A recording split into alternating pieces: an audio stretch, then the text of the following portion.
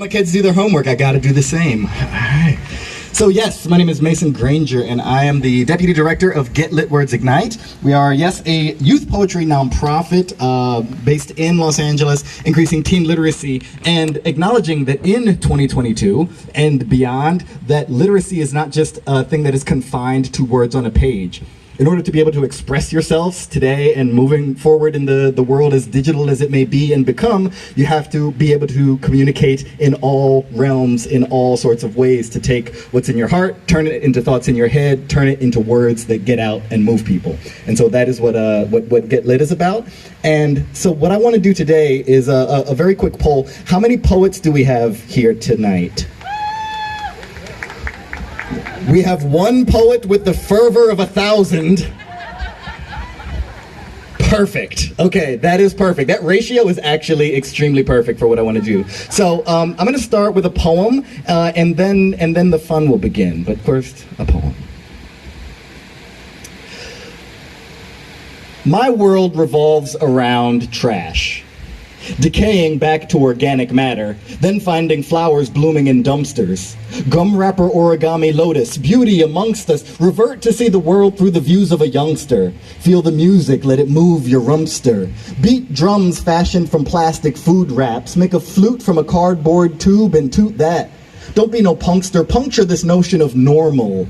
Brush your back hair to a mohawk, go to the beach and swim like it's a dorsal. Thin, but never done. Cause see, my world consists of me, myself, and Roman numeral 1 doing what we can to be the best us that we can be, then hopefully inspire you to then re-inspire me. Sharing ideas and rhymes with our peers, writing's divine, intertwining our minds till we hit that we spot, cause thoughts he's got are hot, and hers ought not to be locked in vaults, but launched from tongue catapults. One man's trash is another's philosophic somersault, so dumpster dive on in, head first, and swim through our world. Okay, I'm gonna need you to come with me. I'm gonna need you to trust me as much as you can trust someone you met 5 minutes ago. I need everyone to pull out your cellular telephones, please, and go as if you were about to send a text, okay? Whatever device you may be wielding, go as if you're going to send a fresh text message to this number. Put the number in first, okay? The phone number is area code 609. I will repeat this. 609-284-5942. And I want you to text any one word to that phone number. Any one word of your choosing to that phone number. The phone number, once again, is 609-284-5942.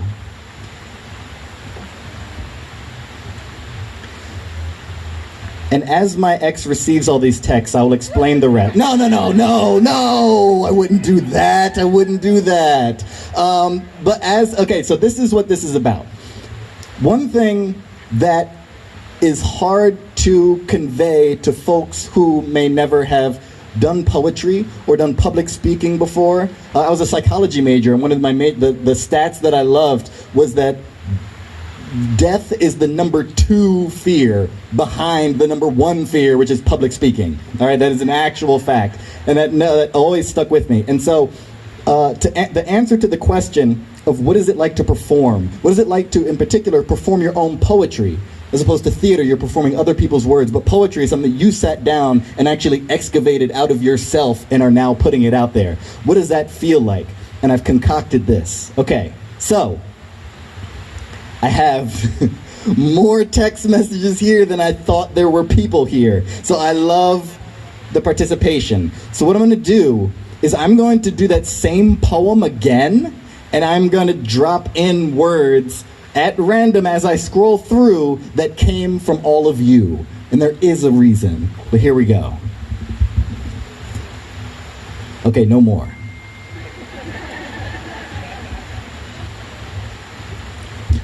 My world revolves around all the love in the universe. First of all, that's not one word. Whoever you are, I love your spirit. I really do love your spirit, but My world revolves around dirge, decaying back to organic matter, then finding solidarity blooming in dumpsters. Gum wrapper origami lotus, hello amongst us. Revert to see the world through the views of inclusion. Feel the music, let it move your love. Beat drums fashioned from plastic food wrap. Make a flute from inlacatech and toot that. Don't be no punkster. Puncture this notion of inspired. Brush your back hair to a mohawk, go to the beach and swim like it's spectacular. But never done, because see, my world consists of me, compassion, and Eureka, doing what we can to be the best warmth that we can be, then hopefully inspire sunshine to then re-inspire me, sharing ideas and rhymes with our peers. Life is divine, intertwining our minds until we hit the equity spot, because thoughts he's got are hot, and scrumptious ought not to be locked in vaults, but launched from gratitude catapults. One man's trash is another's garden somersault. So dumpster dive on it, head first, and swim through hope.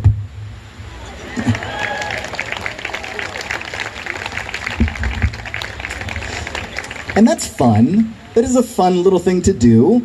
But the point that I want to drive home here, especially in a conference of mental health professionals, and then myself working with primarily middle and high school kids and helping them discover and craft their own authentic voice. Just want to put one thing out there, is that a lot of the times we spend our day-to-days empathizing with difficult circumstances. And that's real. That's like the real life of people who we help on a daily basis. That's real stuff. And what we do, as yourself as professionals and myself in the arts, we try to give people tools that we hope will be helpful to help them deal with their circumstance. Okay, so we're giving them the tools, and a thing that we don't often get to feel, I believe, is we don't get to feel the good part of what that feels like when someone actually takes those tools and utilizes them and uses that to empower themselves and find their own voice and kind of like surf those vibes. And so that is one thing that for folks who have not written their own poetry before, I mean, we have the one of a thousand verses right there who knows what it is. I want to point out that I just read maybe 25 words that came in, but I know as this was happening in the most be here now sort of circumstance, I don't know what's about to happen, you don't know what's about to happen, but we're here experiencing it all together at the same time, that everyone is thinking, oh my gosh, I wonder if he's gonna say my word. Is he gonna say my word? I said love. Honestly, there were like 12 loves. I love all of you. You're on point. But like, you're wondering if I'm going to say your word. And what that really equates to and translates to is that you are sitting there eager to see if your voice will be acknowledged, if your voice will be spread to everyone's ears, and to see and to enjoy what that is like and what that feels like actually in the moment and feeling that happen. And that, if you have never written poetry and shared your own poetry, that is what it's like. You're sitting there waiting to hear your words come out of someone else's mouth, and you're like, aha, I am here, nice. And that's all I got. So thank you so much. I'm gonna speak again tomorrow evening to kind of wrap. It'll be a different vibe, but yeah. Just once again, my name is Mason Grainger here with Get Lit, Words Ignite, Get Literature. We're here next to a golf course. Keep it super nice. Get Literature, Words Ignite, based in Los Angeles. Spoken word poetry, helping middle and high school kids find their voice and enjoy your conferencing. And I pass things graciously over to the masters of all the acronyms.